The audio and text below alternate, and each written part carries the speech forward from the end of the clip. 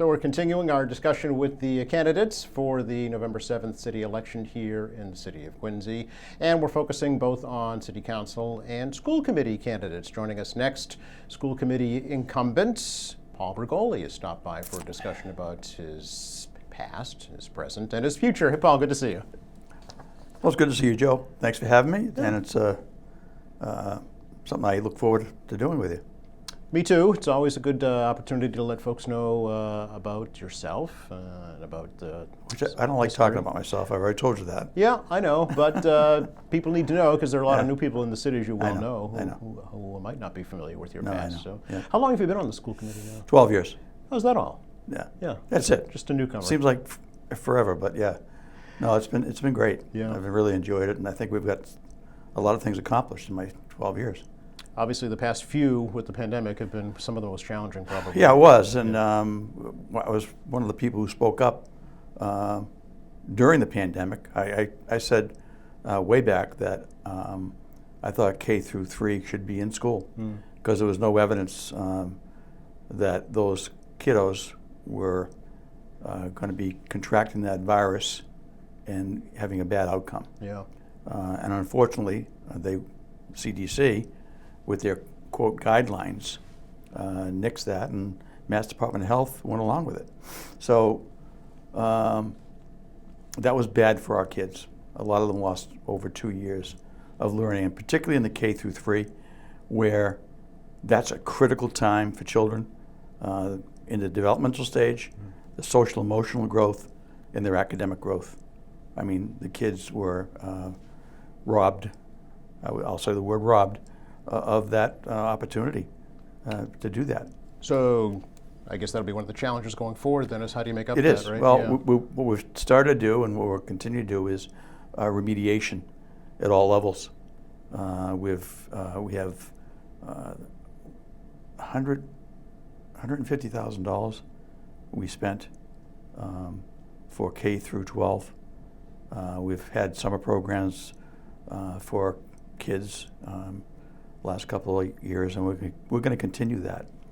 It's a not one size fits all type of thing. We're going to address the social emotional piece.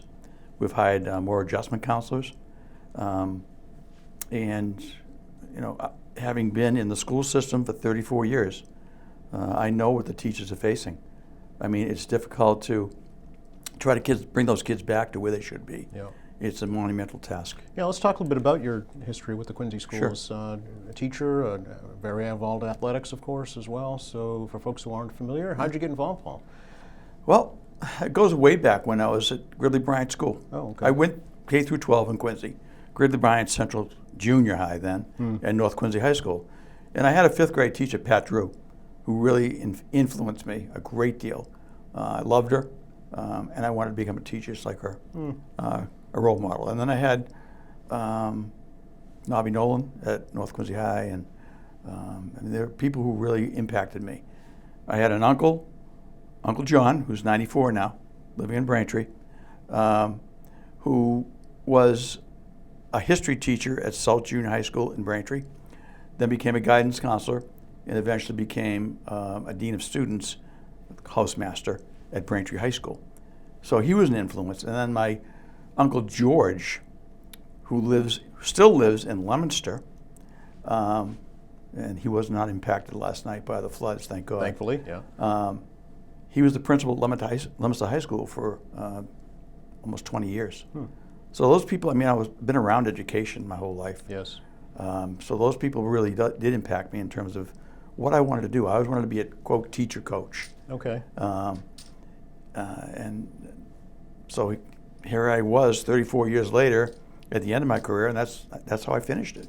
Yeah. So talk about your teaching career. What did you actually do here? Well, I spent that first job was out in Darien, Connecticut, Oh.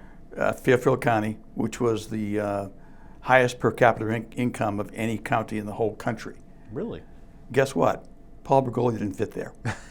So I left after 1 year. My wife, whom I married after graduating from UMass Amherst, we went back to Amherst, and she finished her degree in education and psychology, and I got a job in Greenfield, Massachusetts. for the outstanding sum of $6,200 a year. To say we're poor is an understatement. Yeah. But that school, Abercrombie School, was great. And then I was calling Jack Osterman, who was the superintendent or assistant superintendent here in Quincy, because I wanted to come back. They had offered me a job at the old Lincoln School, the old Hancock School, when I got out of UMass. And I thought I could make more money in Darien, and that didn't work out. And then, so that's that story. And then I got rehired. I got hired, and I taught at Atherton House School for 3 years. Okay. 72 to 75, and then went to Massfield School from 75 till it closed with Prop 2.5. I got laid off. Fortunately, I was working towards my degree in counseling at Bridgewater State, so I had a master's in counseling. And at the end of the summer, even though I had no job and a new child and a new house, thank God I was rehired in the city, and I spent the last 22 years of my career as a guidance counselor at all levels, elementary, middle, and high school. Okay. And I was a 766 chairperson as well. Yes. So I got to know the law and very active in special education. Okay. And you also fulfilled the dream of getting involved in athletics at the same time. Yeah, I did. Yeah. Carl Leone called me. He was the athletic director way back when. And I remember being at Massfield Schools. He said, "You want to coach girls junior high school basketball?" And I said, "Sure." So I went down there and I coached it for a couple of years and had a blast. Yeah. And then I went to the freshman level at North basketball. And then I picked up the head soccer job at North Quincy High School, boys. And then from there I did girls basketball for 20 years. I'm sorry, girls basketball for 9. We made the tournament my very first year. First time in the history. Wow. And then I got the girls soccer job in the late 1900s, 1990s, I whatever. was just going to say, you're not that old, Paul. No, I know. Sometimes I feel that. And I coached for 20 years, qualified for the tournament 16 or 17 times. It was a great experience. Loved the parents, loved the kids. And it allowed me to see kids outside the four walls of a school and was able to interact with them on a different level because being in school in front of a teacher is a whole lot different than being in front of a coach. But being in front of a coach, you get to impact them about discipline, work ethic, teamwork, and all those things are lifelong skills. Yeah. So I was glad I did it. Do you think it has helped you, make decisions as a school committee member by having that experience? Absolutely. Yeah. Everything I've done throughout my teaching educational career has impacted my decision making on the school committee. I've been there. I mean, I have the most experience of any candidate. I've spent over 55 years with kids. I started in Quincy Recreation as a recreation leader on Wallaston Playground when I was 17 years old. And I did clinics and camps throughout my career, basketball, soccer, and softball. As a matter of fact, this past summer, I did a softball camp for recreation with Rachel Powers Kelleher, who was one of my ex-players. Oh, is that In right? soccer, yeah. Okay. Yeah, she's gone on to Wheaton College, and so we've stayed close, and we've, I've been able to work with her.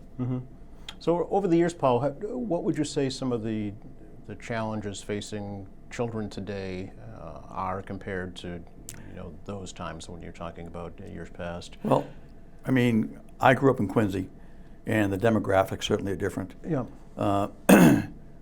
I mean, South Quincy, West Quincy was all Italian.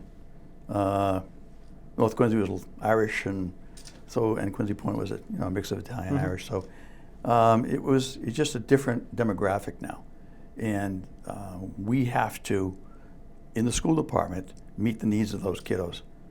Some of them are coming from homes that don't have two parents in them.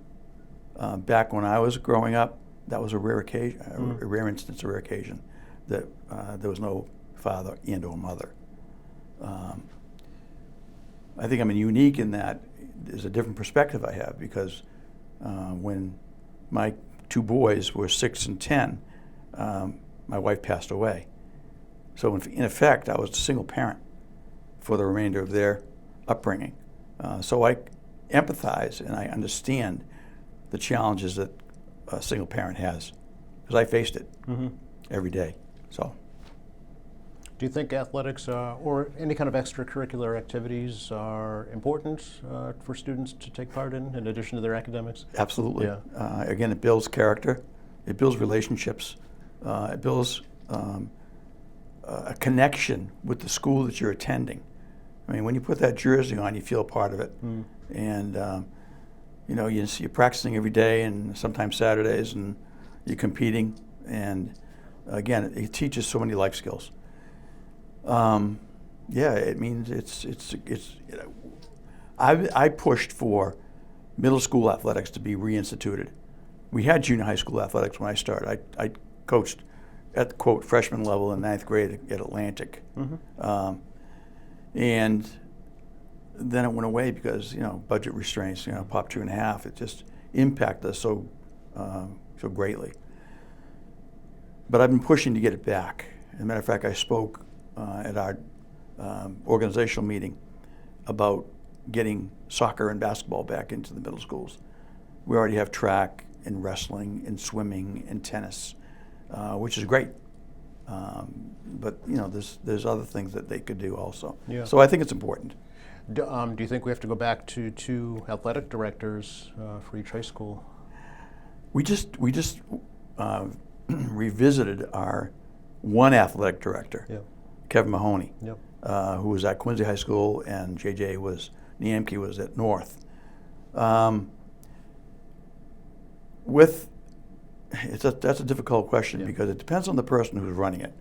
If they're organized and they're on top of things, for years we had one athletic director. Yep. I worked under 7 Wow. athletic directors during my career. So it can be done, and it can be done well. So it depends on the person who's in charge of it. Okay. Can we talk a little bit about academics, the MCAS test, and whether or not you think it should be a graduation requirement? No. Okay. That didn't take long, did it? No.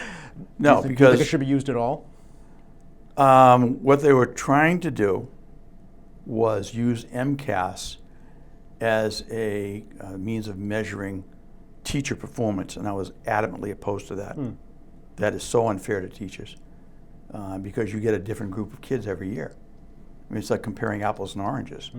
I've had classes that were tough, and then I've had classes that were like, they could do things independently.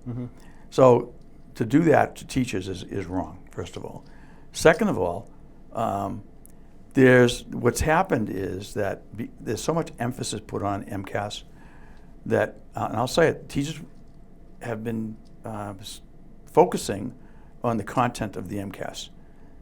And Teaching to the test. As I don't want to say that, but yeah, Okay. yeah. In fact, that's what they're doing, and because of the pressure they're feeling to be successful in comparison with other 4th grade classes, 5th grade classes, schools, commonwealths across the state.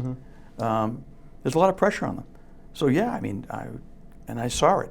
I saw kids as a guidance counselor. I had to monitor kids who needed special accommodations, and some of those kids were so nervous, so much anxiety over that test, that it was really sad to see, honestly. So to put a kid through that is for no reason. I mean, we had the California Achievement Test for years, and that worked. We could measure kids' success, and we have MAP testing in our schools, and those kids are tested 3 times a year, and that's a great evaluation tool because it's more in line with the curriculum. So I just signed a petition yesterday to put that question on the ballot. Right. Yeah.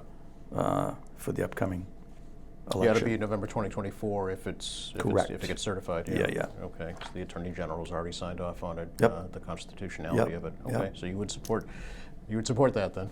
I did. Yeah. Well, yes. Yes. Yeah. Speaking of special education, Yep. the Dr. Rick DeChristofauer Early Learning Center is coming online soon. What do you think about that?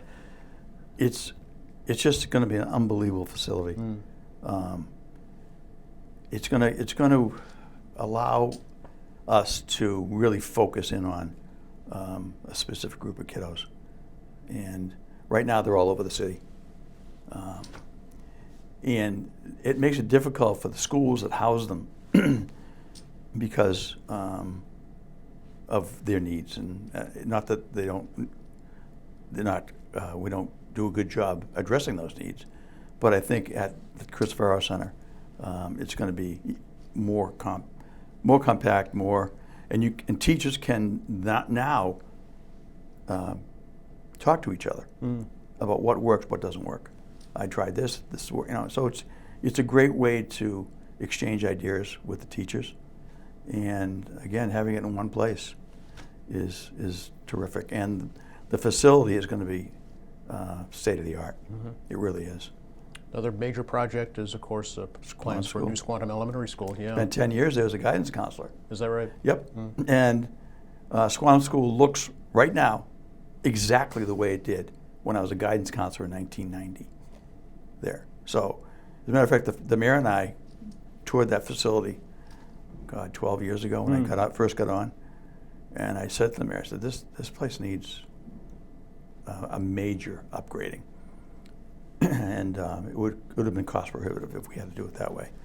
So, yeah, I'm excited about that. The Squantum community deserves it. Frank Santoro is on the committee to put that together, and they've been meeting with the people who are going to do this all through the summer. So it's this is maybe our fourth school we've done. That's right. Yeah. So it's just a great thing again for that community. I remember when my wife passed away, that community supported me, particularly this faculty.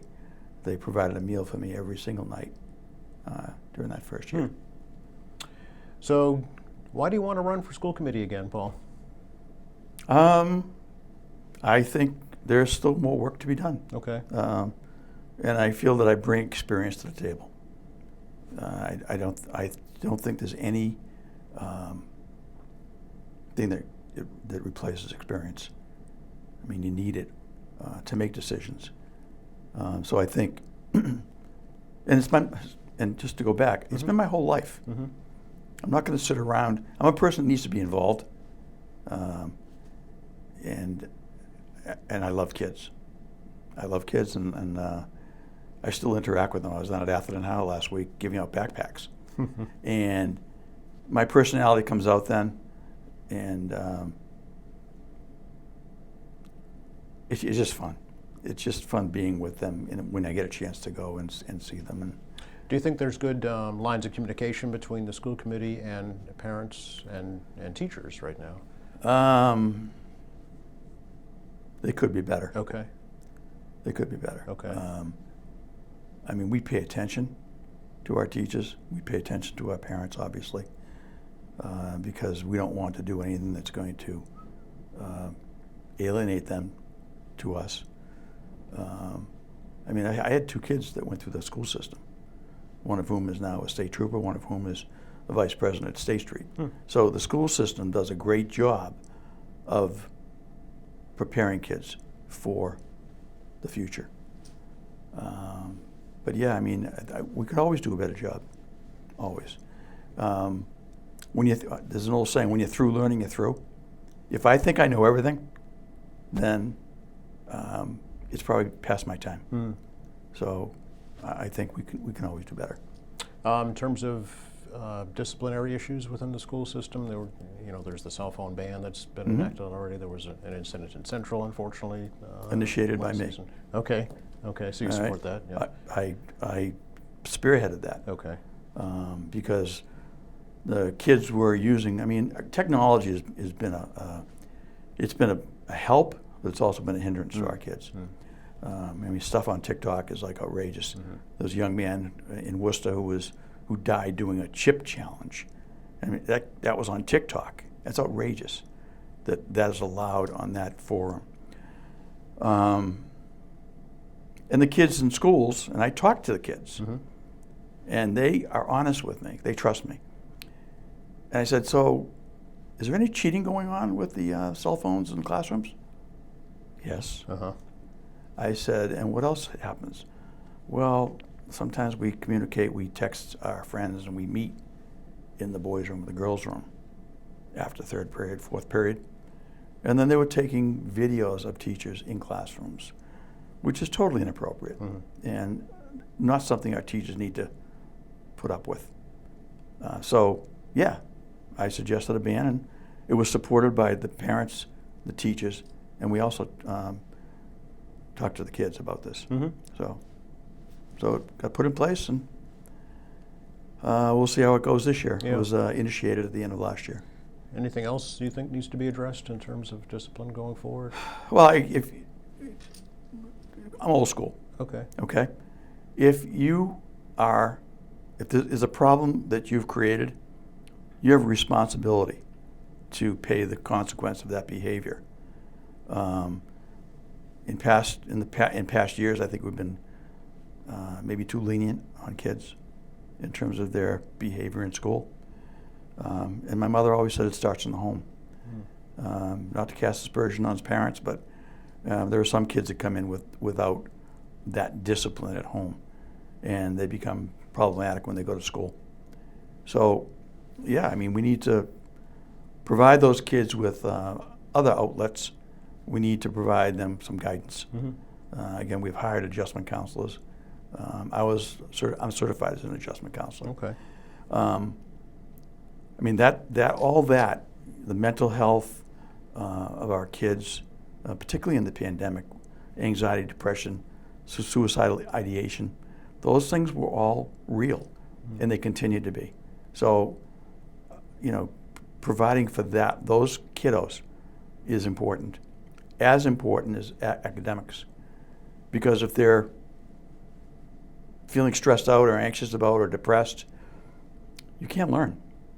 You can't learn. You have to have that good sense about yourself, that you are competent, that you are worthwhile, and then you feel good about yourself, obviously. So, I don't know, everything's important. They all work together in concert. So. What does campaigning for Paul Brugoli look like? Are you going door to door? Are you holding events? What's that been like? I've held one fundraiser. Okay. People were saying to me, "Oh, why don't you keep going?" I said, well, first of all, unfortunately, not a lot of people pay attention to the school committee. They don't realize that the biggest part of the city budget, $130 million, goes to the schools. We spend $18,000 per student, which is up significantly from when I first started. I think it was 9.7 or something like that. So it's almost doubled in the amount of money we spend. So have I done anything? I've been to some places going door to door and speaking with people I know and trying to get them back on board. I've had a great reception. I mean, a tremendous reception. And I'm encouraged by that. So, yeah, I've done some things. Have I gone door to door with my literature? Nope, because I haven't got my literature yet. Okay. But it's going to be a format that if people read it, they're going to really get to know me and what I've done and what my philosophies are, my educational background, my civic background. I was co-founder of Quincy Youth Soccer, which is in the late 70s with Jim McGuire and Bill Flynn. We put that together, and now it's servicing hundreds of thousands of kids since that time, and provided them an outlet and a way to get involved with soccer. I was also co-founder of the North Quincy Women's Hall of Fame with Simone Leary. So, I mean, outside of school, I've continued to contribute to the community. I think it's important to be part of that community. I grew up in this community. I'm proud of it. I care about it. I care about the school system. I care about our kids. And that goes back to the question you asked me before. about why you're running. That's the reason, in a nutshell. I mean, I'm a Quincy person. I'm a Quincy person. Some people who are running on have not been in Quincy for their whole lives, and it makes a big difference. Like I said, I go back a long way, and have made a lot of friends, and I continue to serve them. That's service is important to me. All right. Anything else you'd like to let folks know right now about Paul Brigoli and his candidacy for re-election? Well, I was surprised at this when I've talked to people. I thought I made clear in my first batch of literatures that I pushed out when I was first campaigning, that Maria's Restaurant was part of my family. Maria was my grandmother. Oh, So, in Braintree? yes. Oh, I didn't know that. Yeah. Okay. I spent a lot of my childhood there, you know. And my grandmother asked me, "What's the matter, Paul? You not liking my cooking?" So, which explains why I look sometimes the way I do.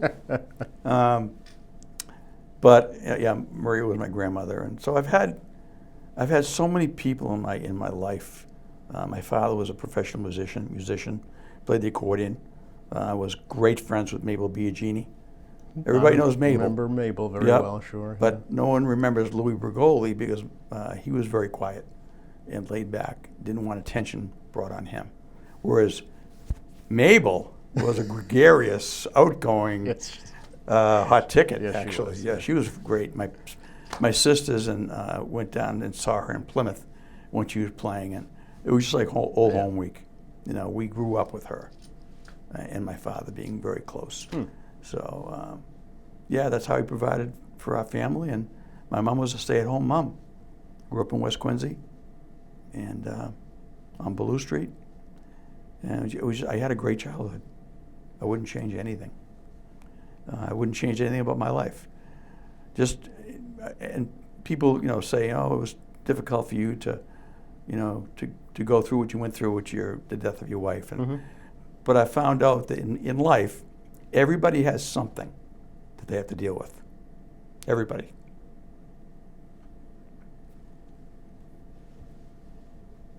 And that impacted your desire to give back to the community, it sounds like.